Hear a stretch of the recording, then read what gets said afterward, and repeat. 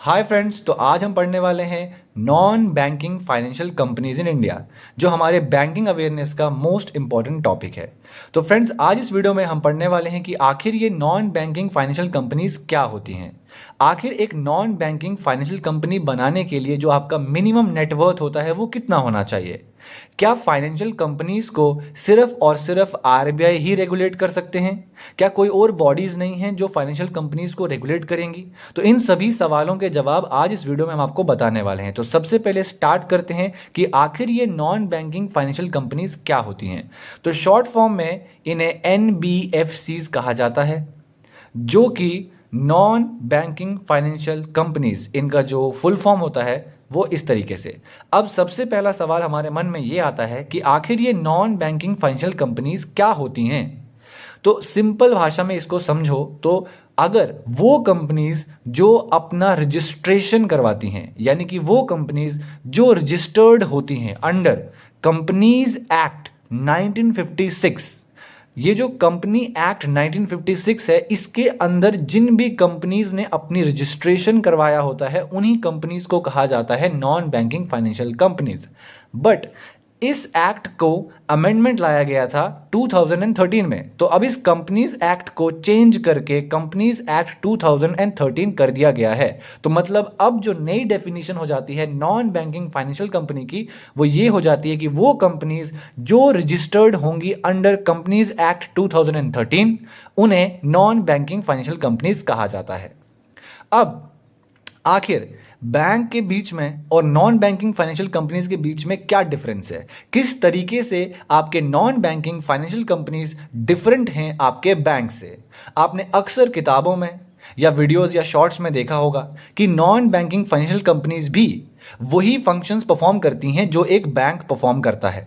But अगर non banking financial companies भी सभी के सभी वो फंक्शंस जो बैंक्स परफॉर्म करते हैं, तो फिर उन्हें अलग से बनाने की क्यों जरूरत पड़ी? आखिर इन्हें भी बैंक का नाम ही क्यों नहीं दिया गया? इन्हें अलग से नॉन बैंकिंग फाइनेंशियल कंपनीज क्यों कहा गया? तो इन सवालों का जवाब हम यहां पे आपको देने वाले हैं। सबसे पहला जो आंसर है वो ये है कि जो नॉन बैंकिंग फाइनेंशियल कंपनीज होती हैं वो डिमांड डिपॉजिट को एक्सेप्ट नहीं कर सकती हैं। अब बहुत से स्टूडेंट्स यहाँ पे कंफ्यूज हो जाएंगे कि आखिर ये डिमांड डिपॉजिट क्या होता है।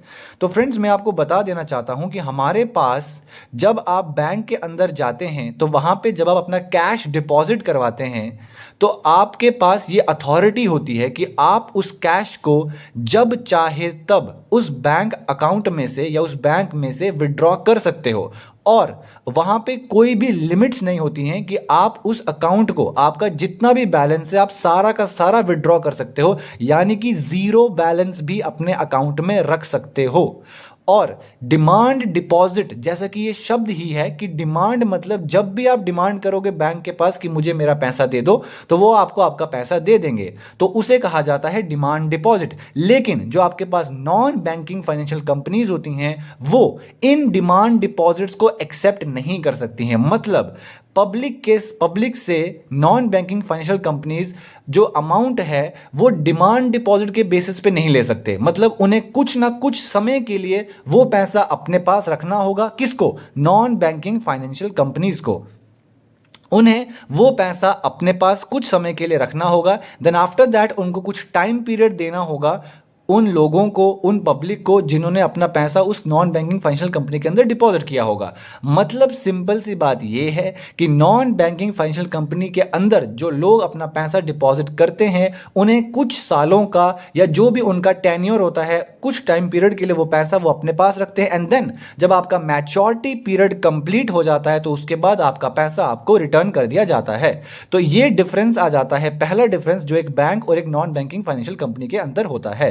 अब हम यहां पे सेकंड डिफरेंस समझने की कोशिश करते हैं। कैन नॉट इशू चेक्स, यानी जैसे बैंक आपको चेक प्रोवाइड करता है, हर एक बैंक अपना खुद का, मतलब खुद अपना चेक जो है वो इशू कर सकता है, लेकिन नॉन बैंकिंग फाइनेंशियल कंपनी के पास ये पावर, ये अथॉरिटी नहीं होती है, वो अपना खुद का चेक इशू नहीं कर सकते हैं। थर्ड जो हमारे पास है वो है DICGC, which is not available to non banking financial companies. So DICGC का मतलब ये है कि deposit insurance credit guarantee corporation, एक बार फिर से सुन लीजिए, deposit insurance credit guarantee corporation, ये एक सब्सिडरी है किसकी? आरबीआई की।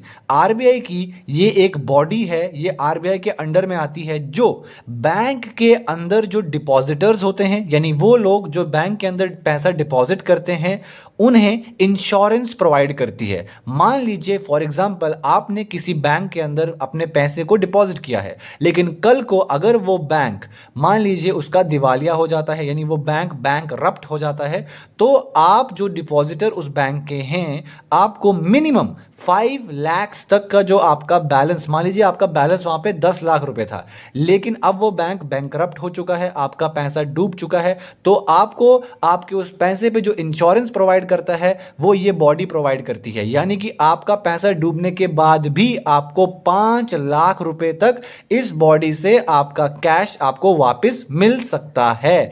और ये मैक्सिमम लिमिट कितनी रहती है? 5 लाख रहती है। ये बॉडी बैंक में जमा कराने वाले जो पब्लिक जो डिपॉजिटर्स होते हैं उन्हें इंश्योरेंस प्रोवाइड करती है। तो यही लाइन यहां पे कह रही है कि वो लोग जो अपना पैसा किसी नॉन बैंकिंग फाइनेंशियल कंपनी के अंदर डिपॉजिट करते हैं, उन्हें ये इंश्योरेंस प्रोवाइड नहीं करती है। This is the main difference.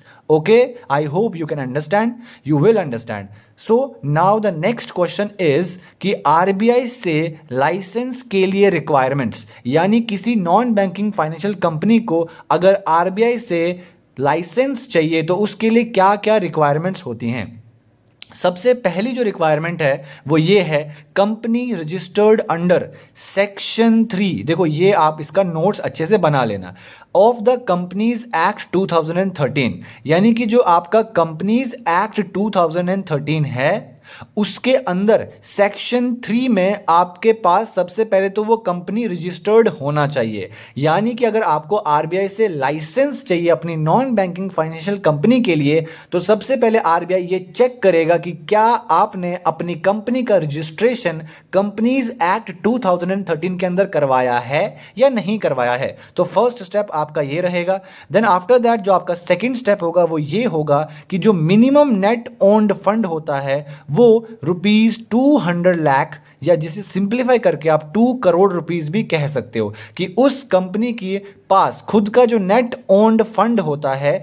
देखो हमारे पास यहां पे ना 2 प्रकार के फंड होते हैं, एक आपका सिंपली ओन्ड फंड होता है और एक आपका नेट ओन्ड फंड होता है। तो इसके ऊपर मैं अलग से आपको वीडियो में बहुत अच्छे से समझाऊंगा, लेकिन अभी आप शॉर्ट टर्म में इतना समझ लो कि ओन्ड फंड का मतलब वो फंड होता है, कंपनी के पास वो फंड होता है जिसमें हम टोटल फंड की बात करते हैं। टोटल फंड मतलब क्या, कि कंपनी के जो मालिक हैं उनके पास इक्विटी शेयर्स कितने हैं, उस कंपनी ने जो अलग अलग से और बिजनेस खोले हुए हैं उन सभी बिजनेस का पैसा भी इसके अंदर इंक्लूड किया जाता है। यानी कि उस कंपनी का पास टोटल कितना पैसा है, उसकी टोटल कितनी नेटवर्थ है, उसे हम कहते हैं ओन्ड फंड। लेकिन जो आपका नेट ओन्ड फंड होता है, इसका मतलब यह होता है कि कंपनी के पास अपना खुद का पैसा कितना है, यानी कि जो उसने अपने पैसे किसी और सब्सिडरी के अंदर इन्वेस्ट किए हुए हैं, उस पैसे को इसमें से माइनस कर दिया जाता है, सब्ट्रैक्ट कर दिया जाता है। तो नेट ओन्ड फंड का मतलब होता है जिसमें से आप ओन्ड फंड में से माइनस कर देते हो बाकी सारे वाले फंड्स जो आपने किसी और के ऊपर इन्वेस्ट किए हुए हैं। एग्जाम्पल से ऐसे समझ लो कि आप किसी कंपनी के मालिक हो और उस कंपनी के ही अंडर आपने और भी बहुत सारे छोटे छोटे बिजनेस खोले हुए हैं, बट आप उस जो कंपनी आपकी मेन कंपनी है उसके पास खुद का अपना कितना टोटल नेटवर्थ है, उसे ही कहा जाता है नेट ओन्ड फंड। और वो आपके पास लगभग मिनिमम कितना होना चाहिए, 2 करोड़ रुपए होने चाहिए अगर आपको नॉन बैंकिंग फाइनेंशियल कंपनी को खोलना है और आपको लाइसेंस चाहिए आरबीआई से। Then these are the 2 requirements which you can fulfill. Okay, next सवाल जो हमारे मन में आता है वो ये, systemically important non banking financial companies क्या होती हैं। तो दोस्तों जैसे कि आपने बैंक्स के मामले में सुना होगा कि कुछ बैंक्स ऐसे हैं जो इतने बड़े बड़े बैंक्स हैं कि अगर कल को वो बैंक रप्ट हो जाते हैं तो हमारे पूरी कंट्री का जो इकोनॉमिक जो फाइनेंशियल स्टेबिलिटी है वो डैमेज हो सकती है। फॉर एग्जांपल जैसे आपका स्टेट बैंक ऑफ इंडिया है, ये इतना बड़ा बैंक है कि कल को अगर ये बैंक रप्ट हो जाए तो हमारे देश की जो इकोनॉमी है वो अस्थिर हो जाएगी, यानी डैमेज हो जाएगी। उसी प्रकार से कुछ कंपनीज, इतनी बड़ी बड़ी कंपनीज होती हैं कि अगर वो उनका दिवालिया या वो अगर मान लीजिए कि बैंकरप्ट हो जाएं तो उसके बाद जो हमारा कंट्री है उसके ऊपर बुरी तरीके से इंपैक्ट पड़ सकता है। इसीलिए उन कंपनीज को हम सेपरेट करके रखते हैं और उन कंपनीज का नाम कहा जाता है systemically important non banking financial companies. मुझे उम्मीद है कि आपको समझ में आ रहा होगा।